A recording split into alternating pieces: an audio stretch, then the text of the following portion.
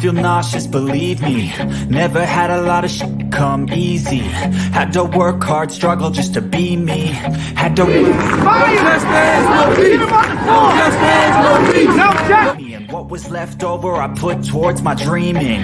But the only thing in life that has meaning are the things you gotta work for, believe me.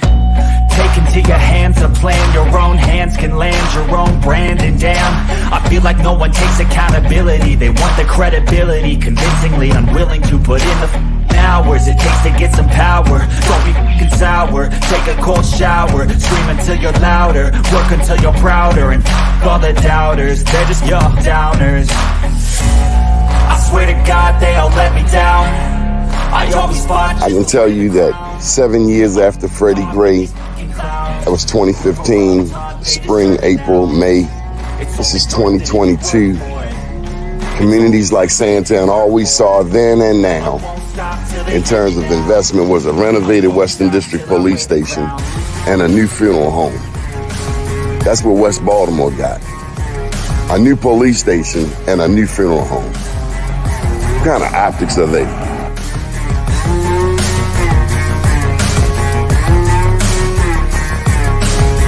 Was Freddie Gray any different than 1968 Baltimore riots?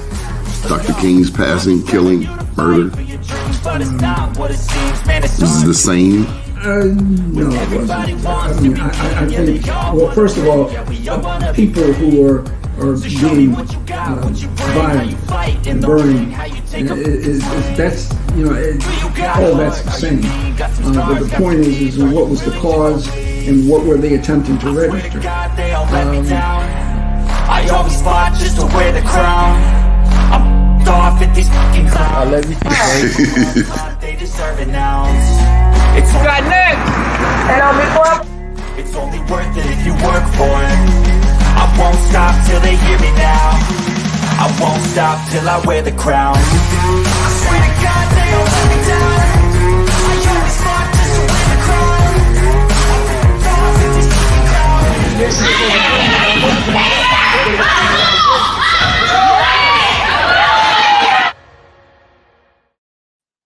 First name's Donnie, last name's Glover, in it to win it for the long haul. Baby, good morning. Happy Friday to you. Our guest today is attorney extraordinaire, Mr. Bob Dashiell. Good morning, sir. Good morning. How are you, Donnie? I'm good. What do you think of that? Do you think what do you think the difference is between 1968 in Baltimore and the riots in 2015? Well, the 1968 riots were derivative. In other words, they were a consequence of actions that were occurring nationally and in other places that finally hit Baltimore. The 2015 riot was right here, and it did not start with an objective of addressing or correcting any social ills or correcting injustice. It was a visceral reaction to police misconduct and the government's response to that. And so, I mean, there were no heroes. I mean, Freddie didn't start off being a hero, wasn't a national hero, didn't think he was in the midst of addressing any issues affecting the black community, probably was concerned mostly with just trying to stay alive in the context of what was going on. We converted it to a social issue after the fact. It was all after the fact. But because it was emblematic of what was to come. Freddie was the progenitor to the I can't breathe incident and others. And it began, in my opinion, something that until that time was festering, but had not come to public attention in the way that it did until Freddie Gray occurred. So 7 years later, where are we? I don't think things have changed at all. I mean, I don't think anything has changed. And you know, who decides is the only issue. And we our problem is we keep, as long as we keep in positions of authority people who think alike, regardless of their skin color. As long as we keep putting people in positions of authority who think alike, then there's not going to be any change. Change only comes when the same people think differently, or when we change the people who are in the positions of authority. And I'm not one that believes that people do all that much changing. So I'm not, the notion that we'll put somebody in office and then after they get there we'll convert them to what we need them to be hasn't really worked. We Our problem is we've lost the mechanism within our community to identify, nurture, and sustain those who we would have in positions of authority. The old third district metro, the fourth district metro, the goon squad, those type of the organizations that operated behind the scene with people with names who you know as well and better than I do. And those organizations don't exist anymore. So you've got, so it's anybody who wants to, anybody and everybody can run for and become what, if you're popular enough, if you use the right brand toothpaste, you can run and you can I'm win. glad you said that. I'm going to say something, and it may piss some people off. I was at the White House yesterday, and two people who I saw was Al Sharpton and Mark Morial. Al Sharpton, of course, runs the National Action Network. Mark Morial, for those who don't know, runs the National Urban League. And they both sat on the front row of this program dealing with all peoples. It was called United We Stand. Besides the Native Americans, Black people have gone through the most hell in this country. Yes, the Chinese went through some, Latinos go through some, but ain't nobody gone through the hell that we have. Black people, African Americans, people of the darker hue. When is Al Sharpton, when will Mark Morial pass the damn ball? I mean, I'm old. I know damn well they old. When they gonna pass the ball? I mean, you not gonna pass the ball ever? Not ever. You you really gonna hold the ball until the clock go out? Really? They honored Elijah Cummings this week. Let me take you off me because we had some back Go feedback. ahead. There you go. They honored your boy Elijah over at the White House, the Capitol, the U.S. Capitol this week. They put out some things. And I remembered how he died in office. I remember how Kwesi was out of office and then is now back in office. I see the 70-year-old, 80-year-old generation. I'm just saying, I don't want to die in office. I hope I will have passed the damn ball to somebody or to some people. When is enough enough? I mean, damn, even Jamal Bryant moved south.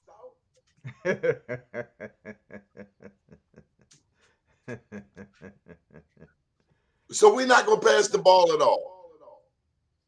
Well, we don't believe that we have anywhere to go to of value, and so we hold on.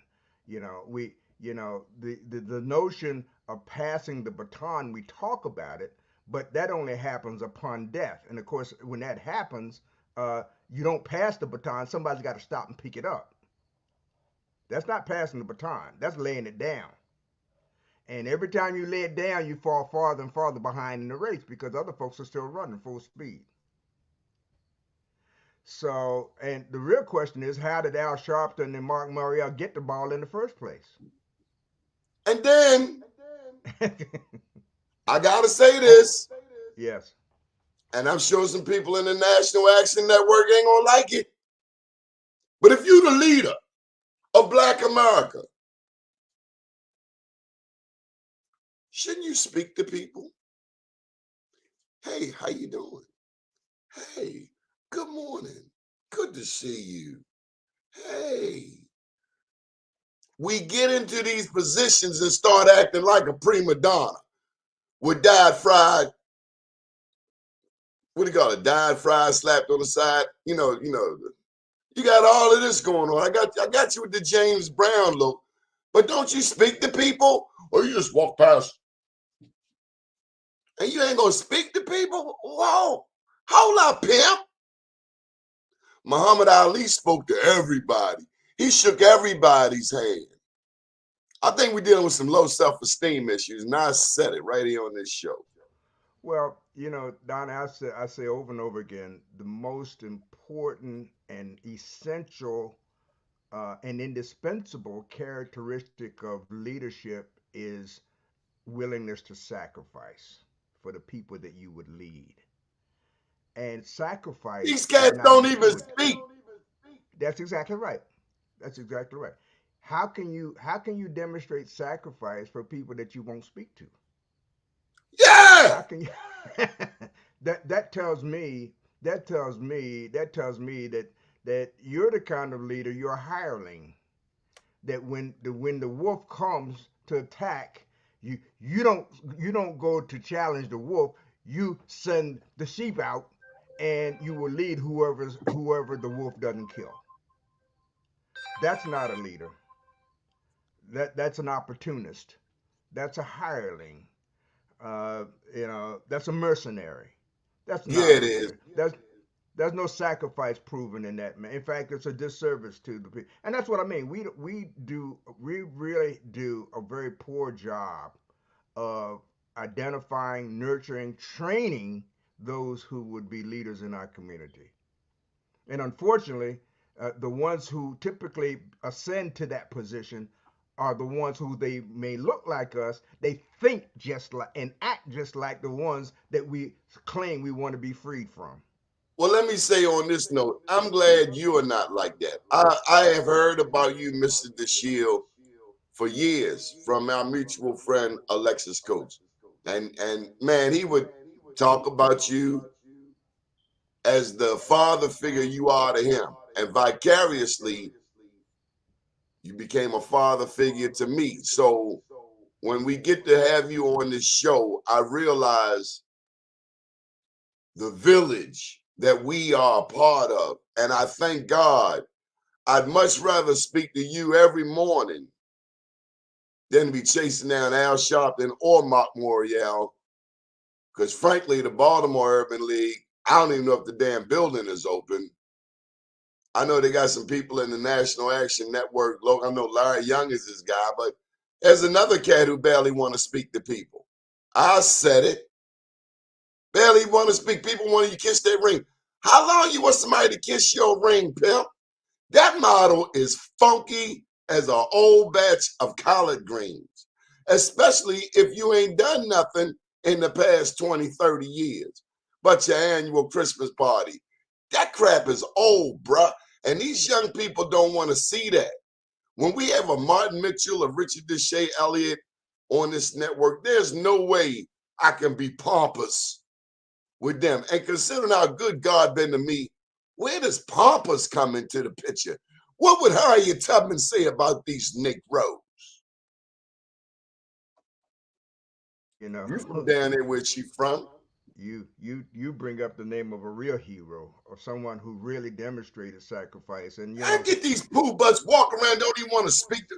yeah, I don't need you to speak to me because there's plenty other people in here to speak to. But it's like everybody got to congregate around them. Like, what have you done? I couldn't agree more. I mean, how can I believe that you would give your life for me, which is the mark of a true leader, if you won't even speak to me? Michael Eric Dyson talked that trash about Martin Luther King. I don't know Michael Eric Dyson took a bullet for nobody. He just run his mouth. Right, right, I'm talking about Dr. King. He took a bullet for you, chump. Right, right. He did. He did. He did. And so did Malcolm. El Haj Malik El Shabazz. I read his book in 3 days. I was 15 years old. I didn't even realize the impact it would have on my life. 3 days. I couldn't move off the sofa.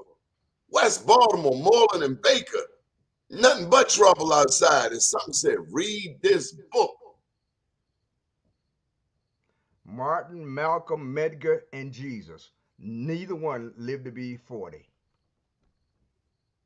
Malcolm wrote this quote in that book. He said, I'd rather be what I am, a black man, than to claim membership with the most favored of any other race. I've been made sad when members of this or that particular race start claiming rights, privileges on the grounds that they belong to this or that particular race, regardless of their own individual worth or attainment. Merit is in the long run recognized and rewarded. I say that here not to call attention to myself as an individual, but to the race to which I'm proud to belong. Absolutely. Amen. So we've not changed. Go ahead. Marilyn Mosby, people are asking me, so I go to the attorney. What's the future for Marilyn Mosby? Will she be able to keep her law license? Well, if she's convicted, more likely than not, the answer to that is no. That doesn't mean even if she loses it that she may not ever be reinstated. But again, I'm not a criminal attorney, and I don't know for certain, but I believe if she were to be convicted on on the two charges I think that are pending, and I note that the trial now has been set off or been postponed to sometime next year. But I believe that if she's convicted of the charges that are currently pending, it would necessarily result in at least the suspension of her license, if not the revocation of it.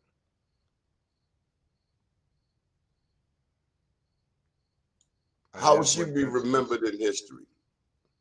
Oh, I don't know. I think I hope that she is remembered for the attention that she brought to the issue. Because quite frankly, had it not been for Freddie Gray and her response to Freddie Gray, whether you agree or disagree with the kind of response she had, it was her response to Freddie Gray that set in motion the Floyd and everything else that happened after that. That's what happened. And so I hope she'll remember. I hope she'll be remembered for that.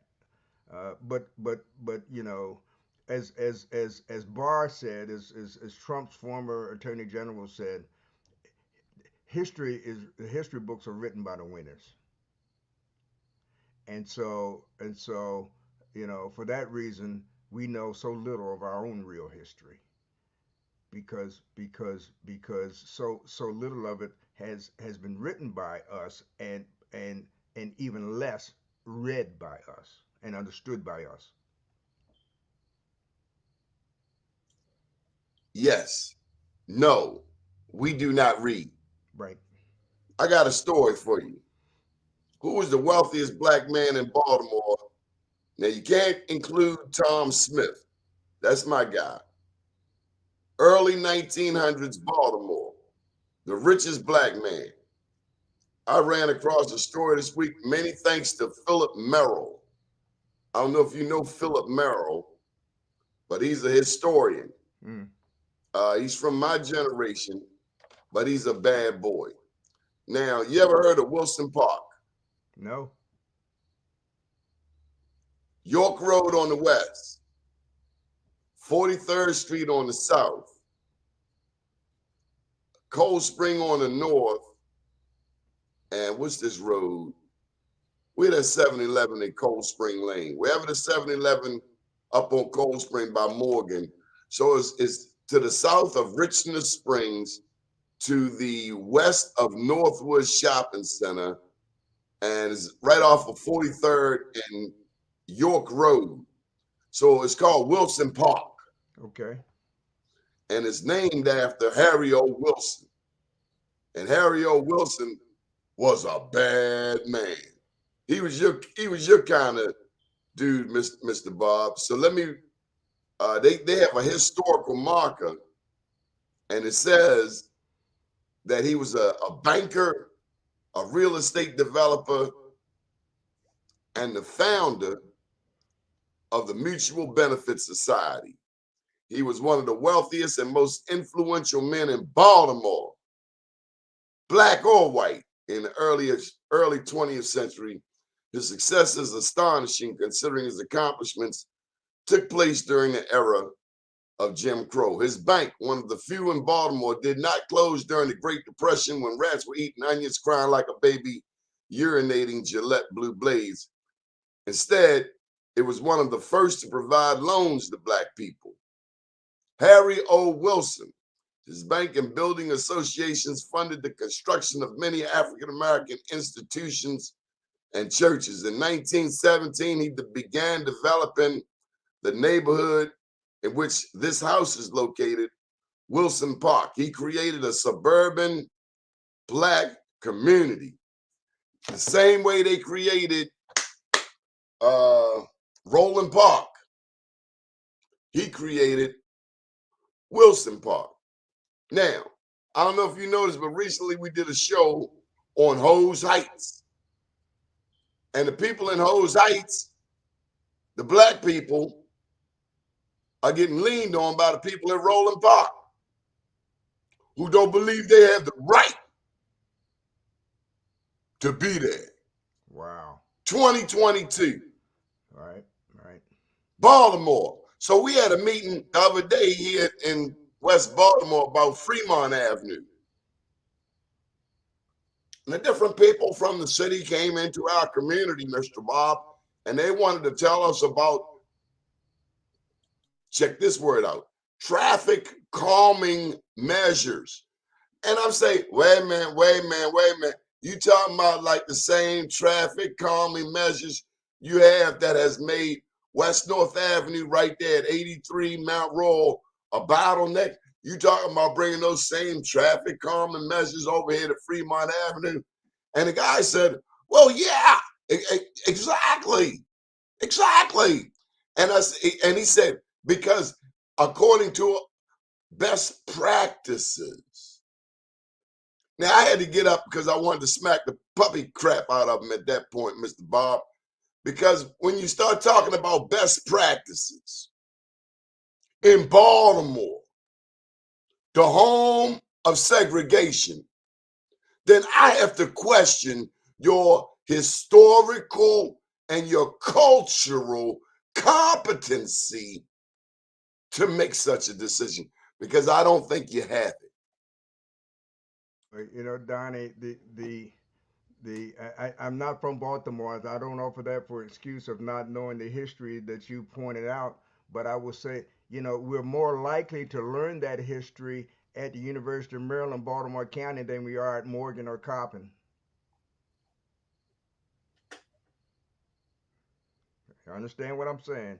We're more likely to have that history taught to students at the University of Maryland, Baltimore County than we are at Morgan State University or Coppin.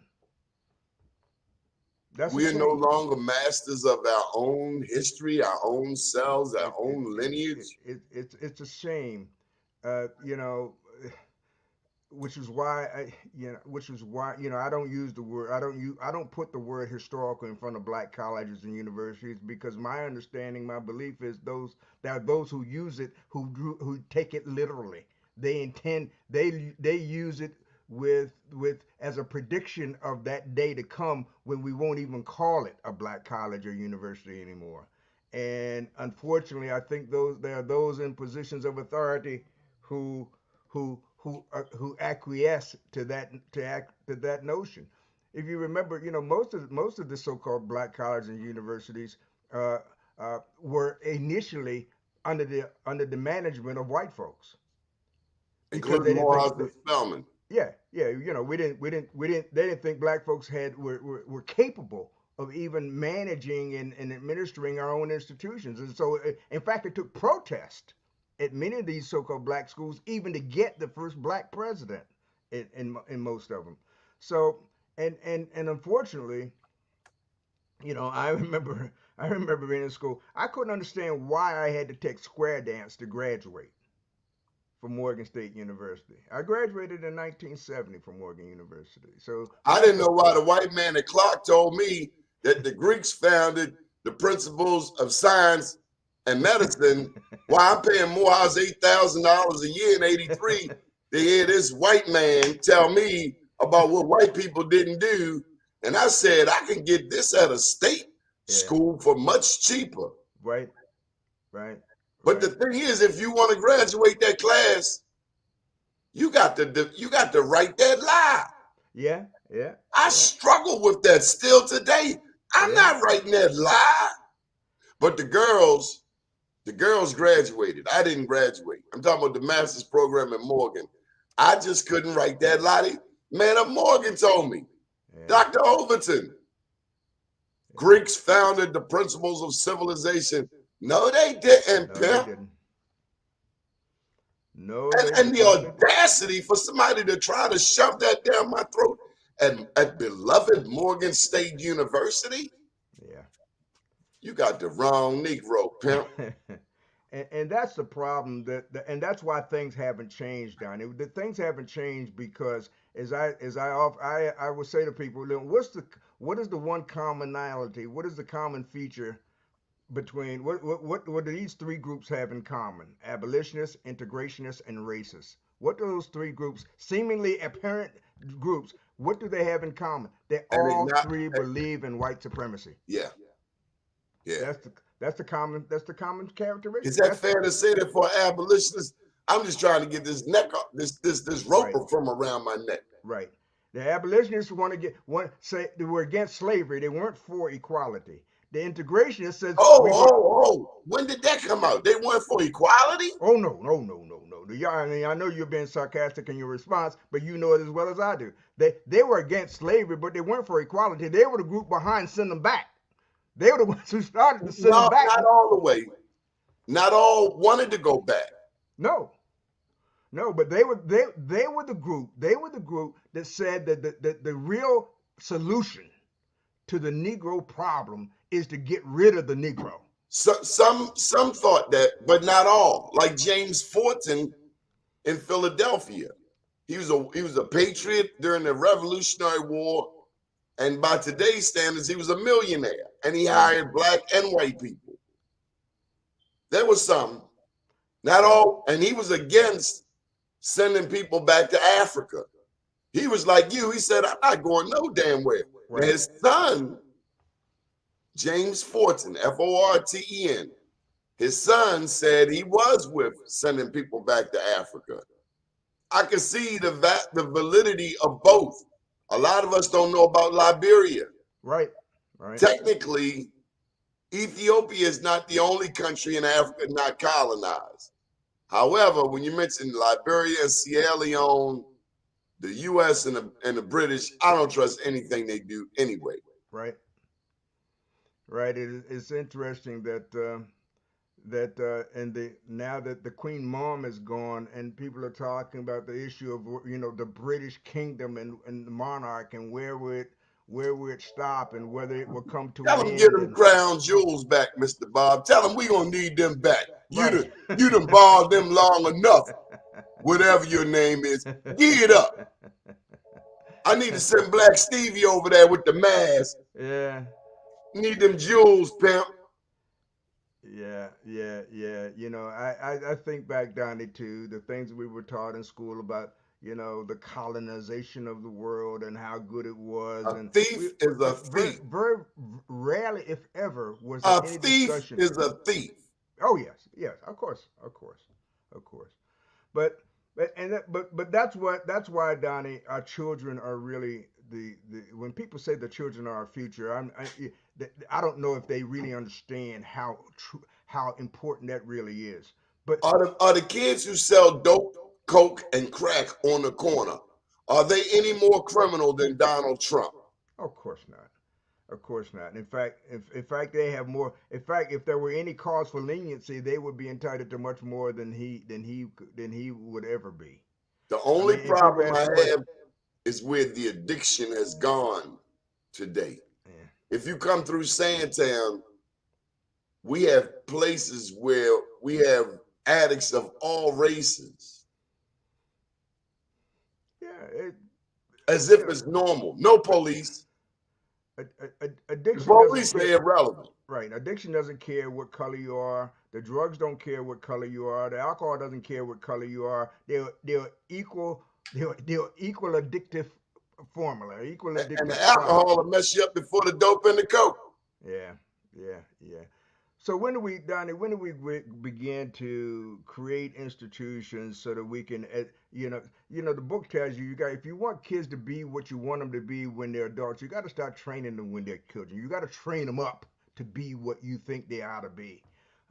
We need those institutions back, and I say back because I know we had them at one time. But I know everybody, they we existed. left them. Like we had the community meeting at St. James Episcopal Church at Church Square, Lafayette, and Fremont. Hmm. There was a time 40 years ago, the church would have been packed because we still lived in the neighborhoods. We hadn't all emigrated. Right. Okay, so we don't have that anymore. Consequently, white folks are coming in, buying up blocks of properties and building $300,000 homes just down the street. But out in the county where we have gone to, have we maintained our history in Baltimore County? Do we even know who Ella White Campbell was? Mm. Do we know the huge accomplishment recently made by Cheryl Pastor? Mm. Do we know what Dunbar Brooks contributed? A lot of us don't. I mean, Dunbar may not have been perfect, but he did do some work out there in Baltimore County that I know you're proud of. Dunbar and I served on the Baltimore County School Board together. In fact, Dunbar got to be president because of me, my presence on the school board. And all of us have fallen short. All of sin. All of us have fallen short, and so I rather focus on the things that we need to grow rather than the things that kept us where we are and where we were. And And it was so, love. pardon? It was love. Yes, yes. And so, as I say, we've got to disabuse ourselves of the notion that we are necessarily and inherently and irreconcilably inferior to white folk. That's not a new theory. That theory existed when I was a sociology student at Morgan University from Gunnar Myrdal and the rest of the so-called social anthropologists that could explain to you in scientific terms why it was impossible for the Negro ever to become equal intellectually and and a human being to a European American. You ain't know about Gunnar Murdoch black girlfriend, did you? See, they talk that racist crap, but they all be trying to creep on our sisters. So they ain't real racist. Yeah, If yeah, they rape yeah. black women, they ain't real racist. They are really deeply in love with black people. They just too sucker to be able to admit it. They love black. How can you not love a black woman? Yeah, yeah, but Donnie, you can love a pet, but that doesn't mean you treat the pet or you think the pet is equal to you. But their children got black blood Well, it, you know, and probably look prettier. you know, what black and white, as you know, is a social construct. It's not we were born different colors. We weren't born black or white. God didn't fall asleep and leave us in the oven too long. We are different by design and I intention. just don't like people who weren't left in the oven that long looking at my skin cockeyed. Yeah, You yeah, got your yeah, skin, I got yeah, mine. yeah. But Mr. Bob, white people don't get no pass now.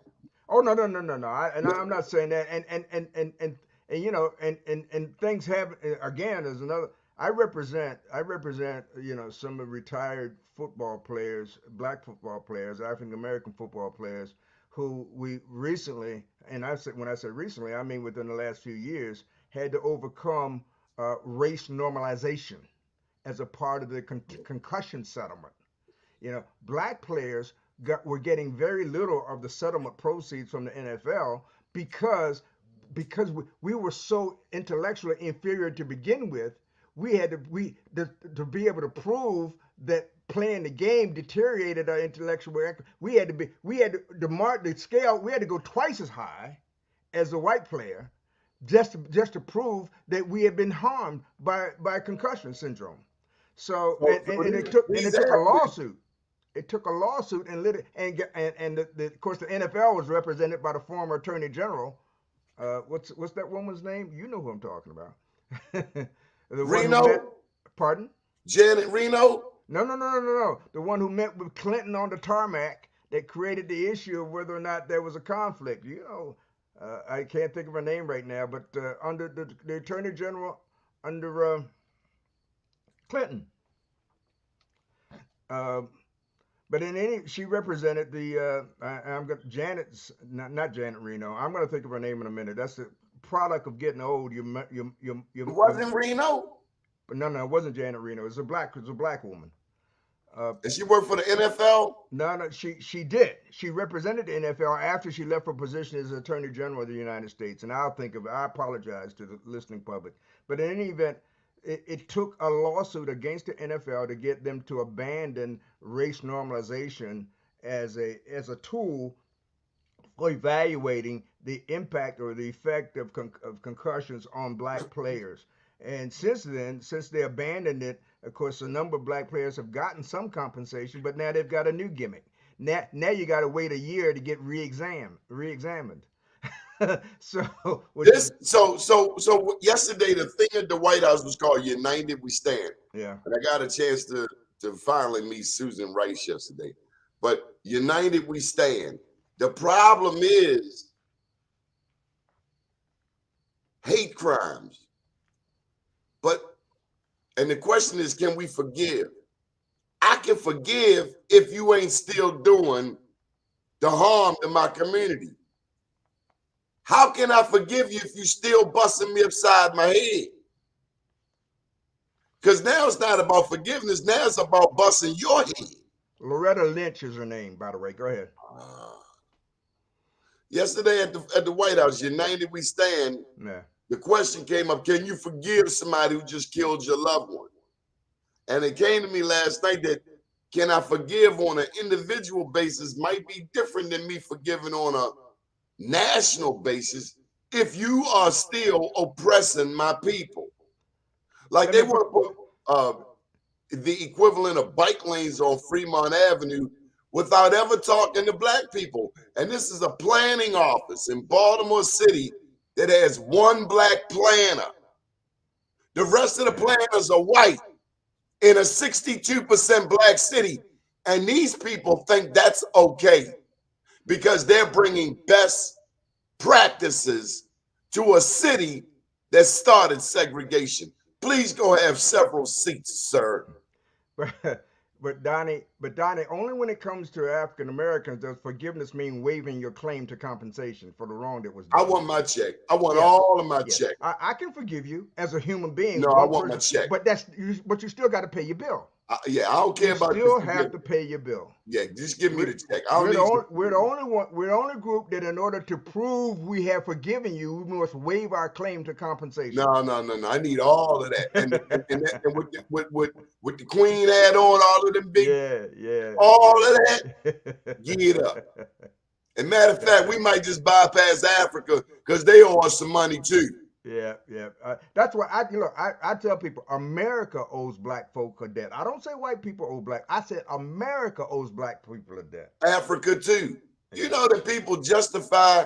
I'm talking to this young man. I got to bring him on the show. He's really smart. He's a sage like you. And he says, when he speaks about Africa, he speaks of it in a multicultural sense. I just can't do it. Because when they speak about Europe, that's not from a multicultural standpoint. It's from Europe. Yeah. White folks, Scandinavian countries, Eastern Europe, the center, Paris, Portugal, Spain, the leaders of the transatlantic slave trade, all the way to the Vikings, as white. Yeah. And Africa is black. And I'm not saying we are not multidimensional, but let me tell you this. South Africa got 13 Chinese police stations. What is up with that? Who lost their mind? Who lost their cotton-picking mind to give the Chinese 13 police stations in South Africa? Did I miss something? Yeah. I mean, damn, at least we got sold over the water. They got robbed at home. Yeah. And that's where it all started, by the way. I mean, and we were complicit. We were definitely complicit in the slave trade and all. But that doesn't. But yeah,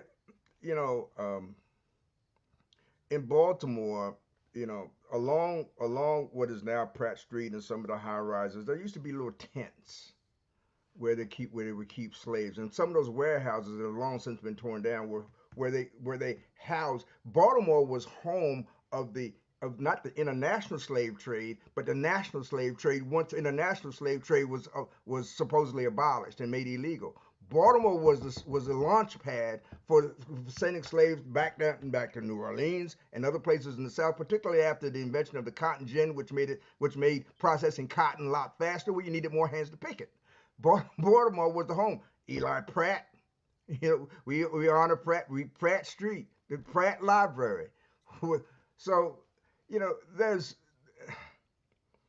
Donnie, you and I could go on talking about this for a very, very long time, but the thing that we need to do, I think, again, is we need to educate our children. And unfortunately, the public education system in Baltimore City and most urban areas has completely abdicated its responsibility.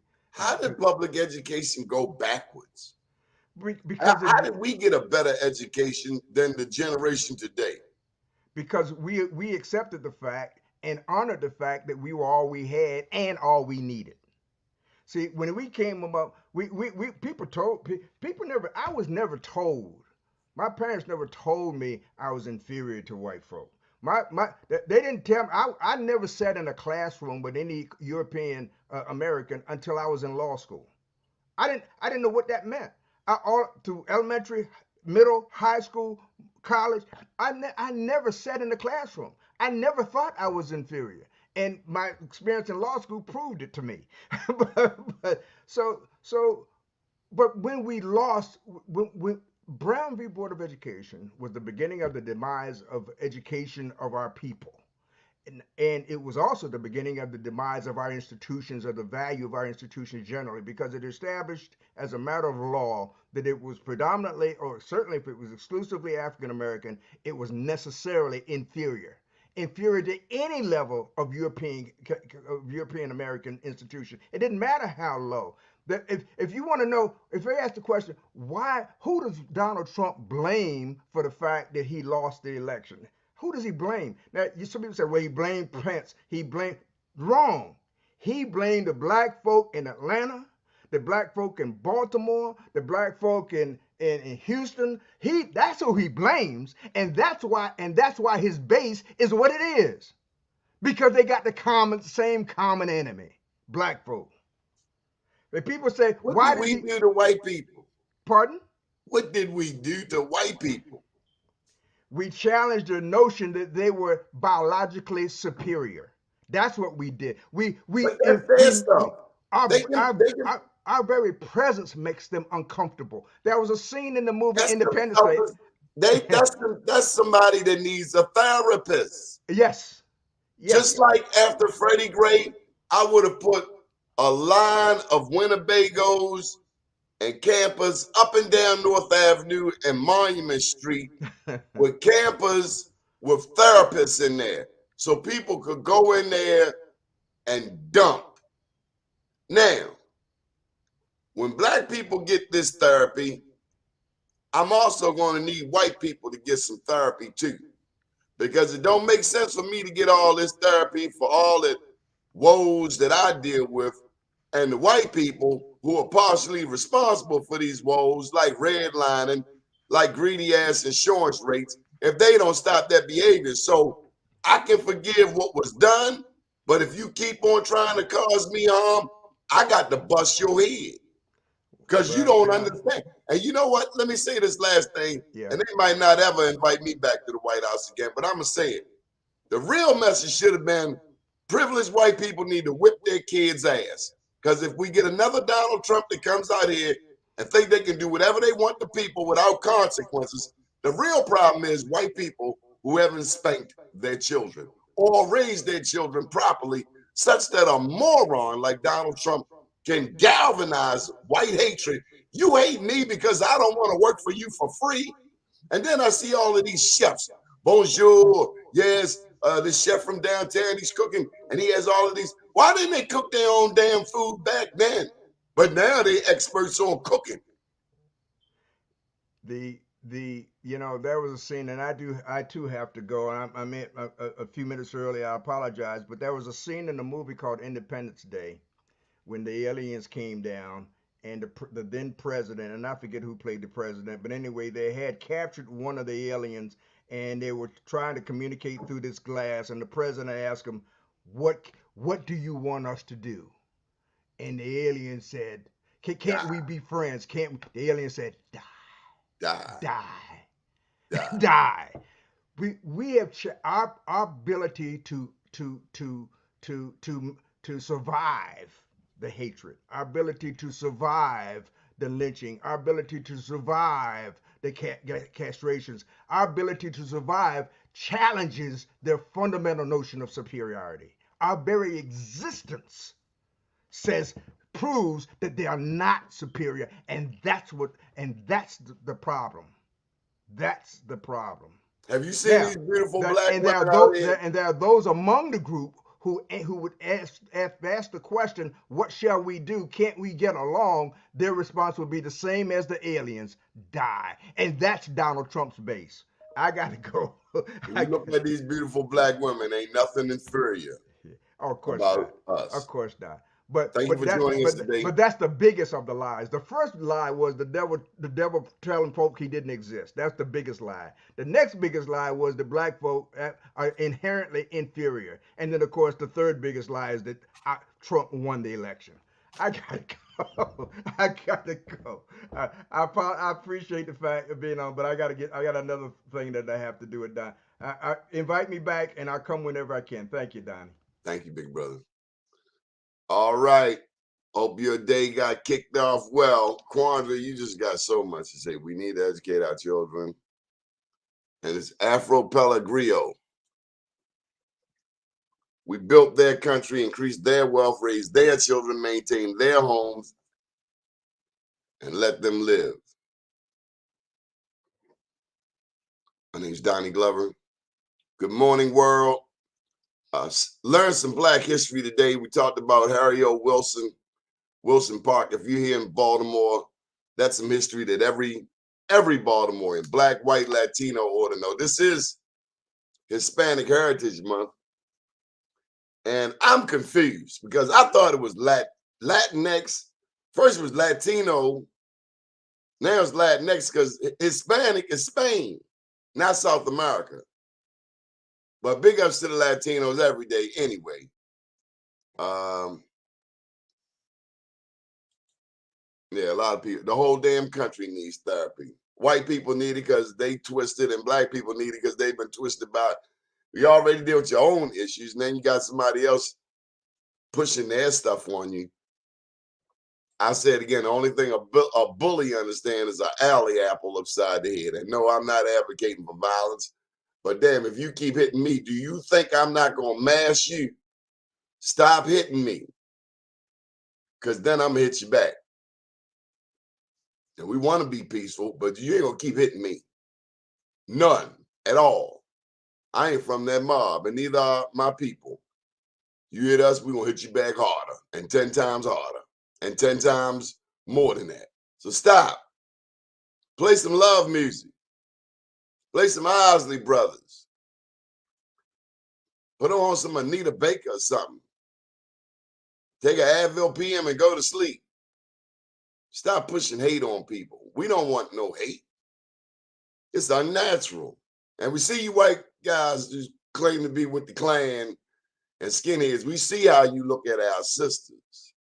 That ain't no racist. That's somebody deeply in love. My name's Donnie Glover. Power to the people. And big ups to STEM City, USA.